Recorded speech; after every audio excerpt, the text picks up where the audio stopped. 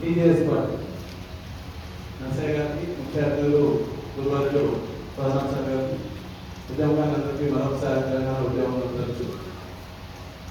ఈ రెండో మీటింగ్ కూడా ఈ పార్టీ టీజీఎస్ ఉద్యమకారుల గురించి.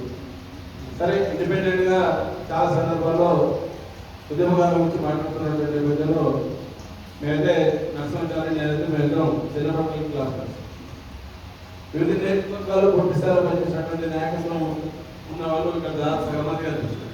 మనం ఒకసారి సకల జన వేదికి సమానమైనటువంటి దృశ్యం అనిపిస్తుంది. ఇంకొక హైదరాబాద్ పర్టికులర్గా సుధాకర్ అనిపిస్తాడు. సుధాకర్ ఒక డైరెక్టర్ సుధాకర్ మా పాటలు. సరే, ఫైనల్ వస్తే ఉద్యమకారుల సంక్షేమ సంఘం కావచ్చు, లేకపోతే ఉద్యమకారుల ఫోరం కావచ్చు, ఉద్యమకారుల సంక్షేమ సమితి కావచ్చు, వీటన్నింటినీ కలవసి ఒక దానిపై తీసుకొచ్చేటువంటి టీజీఎస్ కార్యాలయం కావచ్చు. అంతిమంగా ఉద్యమకారులకు ఎంతో కొంత న్యాయం చేయించే బాధ్యత ఎవరి మీద ఉందంటే గవర్నర్ కాదని ఆయన మీద ఉంది. 10 ఏళ్ళు ఏం చేశారండి టీఆర్ఎస్ రోజుల్లో ఉన్నా, 10 ఏళ్ళు కాంగ్రెస్ కూర్చుందని చెప్పి గవర్నర్ సార్ ఉన్నా, ఇప్పుడు మనం తిప్పులైతే ఉంటుంది. ఇక పక్క పెడతాం.